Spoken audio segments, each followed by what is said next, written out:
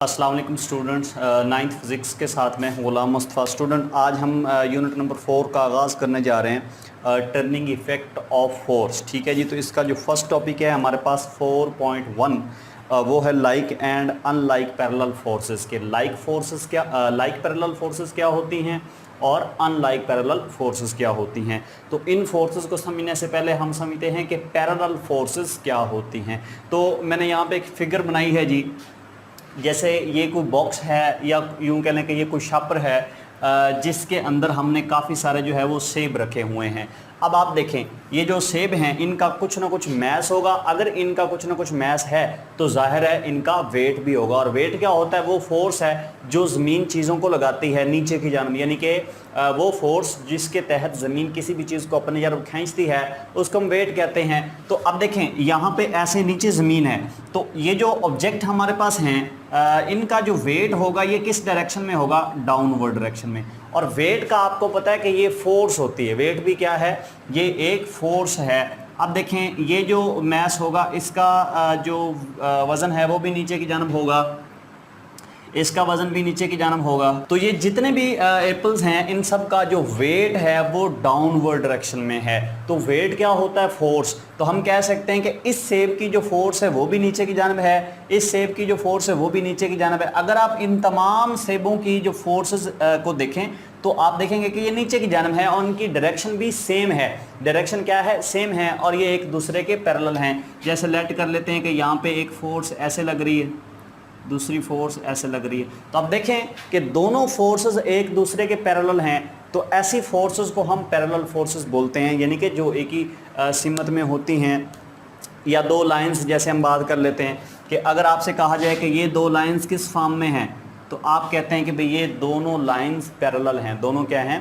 Parallel हैं। उसके बाद आप अगर एग्जांपल लें, वो जो रेल की पटरी होती है तो उसके जो ट्रैक होते हैं वो भी पैरेलल होते हैं। तो चूंकि हम फोर्सेस की बात कर रहे हैं इसलिए हम कहेंगे कि अगर कोई ऐसी फोर्सेस हैं आपके पास जिनकी दो लाइंस हैं लेकिन वो सेम है, मतलब एक जैसे हैं, एक दूसरे के बराबर हैं। अब पैरेलल होता क्या? बेसिकली दो लाइंस कब पैरेलल होती हैं? जब दोनों लाइंस के हर पॉइंट का फासला जो है वो दूसरी लाइन के पॉइंट से सेम हो। जैसे मिसाल के तौर पर ये एक लाइन है, एक लाइन ये है, ठीक है। तो अब देखें ये वाला पॉइंट और इसका ले लें और इसका ये वाला पॉइंट ले लें। इन पॉइंट्स के दरमियान फासला सेम होगा। जितना फासला इन पॉइंट्स के दरमियान है उतना फासला ही इन पॉइंट्स के दरमियान होगा और उतना फासला ही इन पॉइंट्स के दरमियान होगा। तो ऐसी लाइनों को हम पैरेलल बोलते हैं। तो अगर फोर्सेस इस तरह की हों कि उनके हर पॉइंट के एक जो फोर्स है आपके पास उसका हर पॉइंट का फासला जो है वो दूसरी फोर्स से जो है वो सेम रहे, ठीक है। तो इस तरह की फोर्सेस को हम क्या बोलेंगे? पैरेलल फोर्सेस बोलेंगे। जैसे लेट कर लेते हैं ये वाला, इस फोर्स का इसको F1 कह लेते हैं और इसको F2 कह लेते हैं। इसका पॉइंट ये ले लेते हैं और इसका पॉइंट ये वाला ले लेते हैं। तो ये वाला फासला कुछ ना कुछ होगा ना। जैसे लेट कर लेते हैं 2 मीटर है, तो इस तरह के अगर आप दो पॉइंट्स और लें तो उनका फासला भी 2 मीटर ही होगा। तो ऐसी फोर्सेस जिनमें दोनों फोर्सेस के जो पॉइंट्स हैं उनका फासला सेम रहे, ठीक है, ये फासला क्या रहे? सेम रहे। तो ऐसी फोर्सेस को हम पैरेलल फोर्सेस बोलते हैं। तो इनकी डेफिनेशन आप कर सकते हैं, the forces which are parallel to each other are called parallel forces. अब इनकी दो इकसाम हैं। अब दो किस्में कौन सी हैं? जैसे मिसाल के तौर पे आपके सामने कोई इस तरह की फोर्सेस आ जाती हैं। जैसे कोई आपको कहता है भाई एक फोर्स ये है और एक फोर्स ये है, इसको F1 कह लो और इसको आप F2 कह लो। एक दूसरा बंदा आपसे ये कहता है कि एक फोर्स ये है और एक फोर्स जो है वो ये है, इसको F1 कह लें और इसको F2 कह लें। तो अब देखो इन दोनों फोर्सेस के जो पॉइंट्स हैं इनका फासला सेम है, लिहाजा हम कहेंगे ये दोनों फोर्सेस पैरेलल हैं।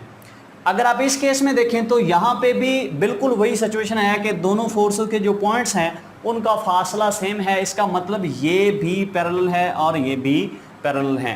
अब हम कह सकते हैं कि फोर्सेस जो कि पैरेलल होती हैं उनकी दो किस्में होती हैं। अब देखो ना, ये जो किस्म है इसमें दोनों फोर्सेस की सिमत एक ही है, लेकिन अगर इन दोनों फोर्सेस को जो कि पैरेलल हैं इनमें देखें तो इनकी सिमत जो है वो डिफरेंट है। एक की सिमत इस साइड पे और एक की सिमत इस साइड पे। तो हम कह सकते हैं कि पैरेलल फोर्सेस की दो इकसाम हैं। एक को हम बोलते हैं लाइक पैरेलल फोर्सेस और दूसरी है जी unlike parallel forces. Like parallel forces क्या होती हैं? ऐसी फोर्सेस कि जिनकी जो एक दूसरे के पैरेलल तो हों लेकिन उनकी डायरेक्शन जो है वो सेम होनी चाहिए। डायरेक्शन क्या होनी चाहिए? सेम होनी चाहिए, मतलब फोर्सेस पैरेलल भी होनी चाहिए और उनकी डायरेक्शन भी क्या होनी चाहिए? सेम होनी चाहिए। तो ऐसी फोर्सेस जो हमारे पास होंगी उनको हम पैरेलल फोर्सेस बोलते हैं। लेकिन अगर फोर्सेस इस किस्म की हों कि वो दोनों पैरेलल हों लेकिन उनकी डायरेक्शन जो है वो एक दूसरे के अपोजिट हो, तो फिर उनको हम अनलाइक पैरेलल फोर्सेस बोलते हैं। ठीक है, तो इनकी डेफिनेशन आप कर सकते हैं, the forces which are parallel to each other but having same direction, कि ऐसी फोर्सेस जो एक दूसरे के पैरेलल हो, उनकी डायरेक्शन सेम हो, तो ऐसी फोर्सेस को हम पैरेलल फोर्सेस बोलते हैं। और इनकी डेफिनेशन आप कर सकते हैं, the forces which are parallel to each other but having opposite direction, कि ऐसी फोर्सेस जो एक दूसरे के पैरेलल तो हों लेकिन उनकी जो सिमत है वो एक दूसरे के अपोजिट हो, तो ऐसी फोर्सेस को हम अनलाइक पैरेलल फोर्सेस बोलते हैं। अगर हमारे पास एक से ज्यादा फोर्सेस आ जाएं तो हम उनको जमा भी कर सकते हैं, माइनस भी कर सकते हैं। तो हमारा नेक्स्ट टॉपिक जो है वो है जी 4.2 एडिशन ऑफ फोर्सेस। अच्छा, अब हम पढ़ेंगे एडिशन ऑफ फोर्सेस के दो फोर्सेस अगर आपके पास हैं तो उनको आप ऐड कैसे कर सकते हैं। अब यहाँ पे वो पैरेलल वाला जरूरी नहीं है कि जो दो फोर्सेस हों वो पैरेलल ही हों, ठीक है, ऐसा जरूरी नहीं है। दो फोर्सेस ऐसी भी हो सकती हैं जो एक दूसरे के पैरेलल ना हो। जैसे मिसाल के तौर पे एक फोर्स है जी आपके पास ये F, इसको F1 कह लें, ठीक है, और दूसरी फोर्स आपके पास कुछ इस तरह हो सकती है, इसको F2 कह लें। क्योंकि अब पैरेलल फोर्सेस को डिस्कस नहीं कर रहे, हमारा टॉपिक है एडिशन ऑफ फोर्सेस। तो एडिशन ऑफ फोर्सेस से मुराद है फोर्सेस को जमा करना। अब ये फोर्सेस ज़रूरी नहीं है कि ये पैरेलल ही हों, उससे हट के भी हो सकती हैं। अब यूँ कह लें कि एंटी पैरेलल या पैरेलल होना लाजमी नहीं होगा इनके लिए, इनकी डायरेक्शन दोनों की डिफरेंट हो सकती है। तो ऐसी फोर्सेस को हम जमा कैसे करते हैं? तो भाई फोर्सेस को, चूँकि फोर्स एक वेक्टर है, इसका मैग्नीट्यूड भी होता है और इसकी साथ में सिमत भी होती है, तो इसलिए इनको आम तरीके से जमा नहीं कर सकते जैसे हम स्केलर को जमा करते हैं। स्केलर क्या हमारे पास, जैसे 5 है, ये स्केलर है, 10 भी हमारे पास स्केलर है, जब हम दोनों को जमा करते हैं तो 15 हो जाता है। तो इनको तो जमा करना आसान है क्योंकि ये स्केलर मिकदारें हैं, लेकिन वेक्टर मिकदारों को हम इतनी आसानी से जो है वो जमा नहीं कर सकते, बल्कि वेक्टर मिकदारों को जमा करने के लिए एक स्पेशल तरीका यूज होता है जिसको हम बोलते हैं हेड टू टेल रूल। तो हेड टू टेल रूल क्या है वो भी मैं आपको बताता हूं।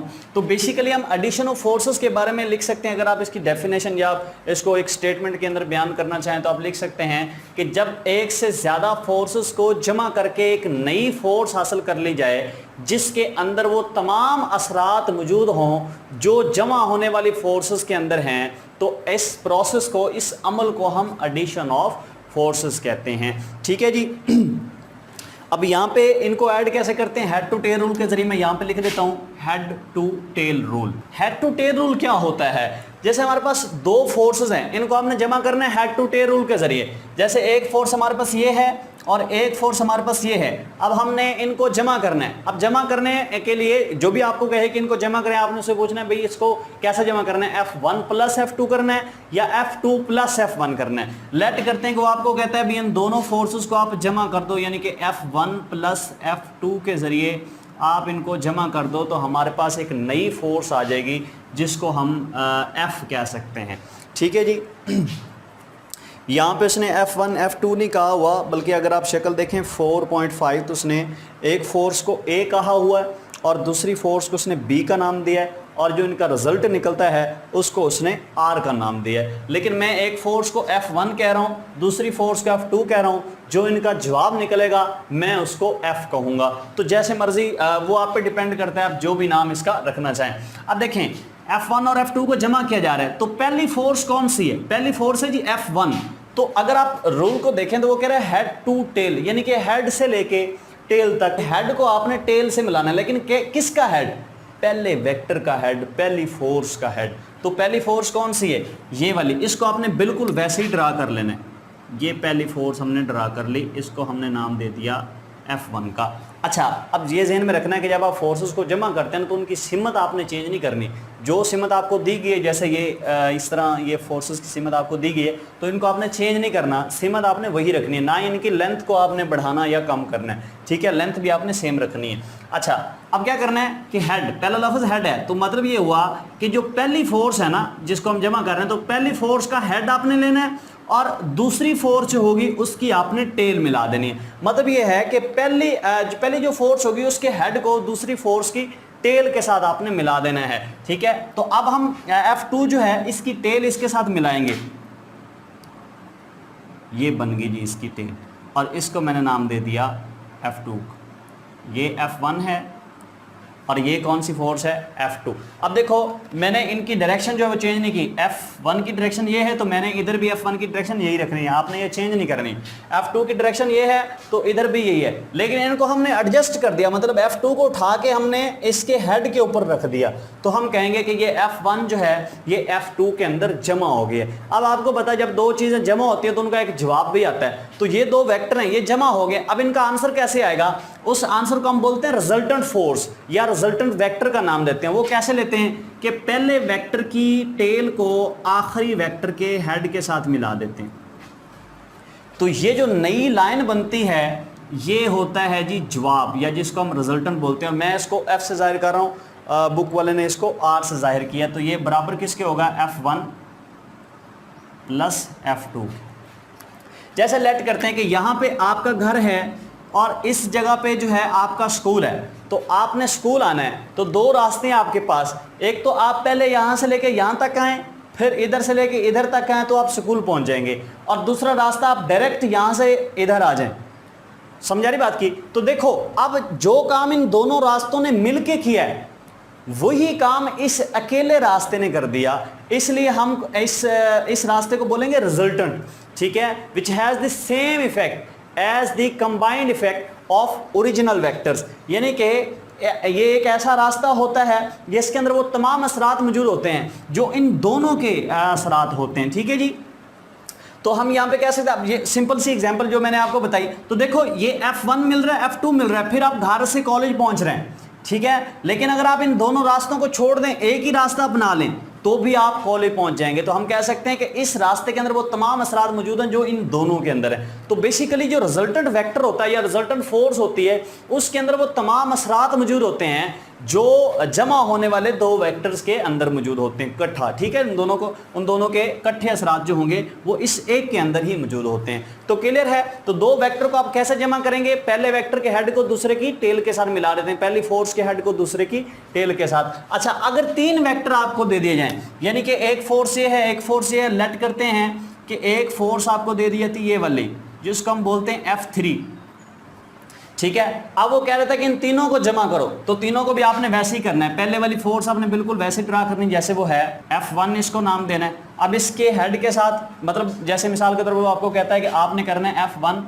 प्लस F2 प्लस F3, वो ये भी कह सकता है कि F1 plus F3 plus F2, तो फिर आपको वैसे ऐड करना पड़ेगा।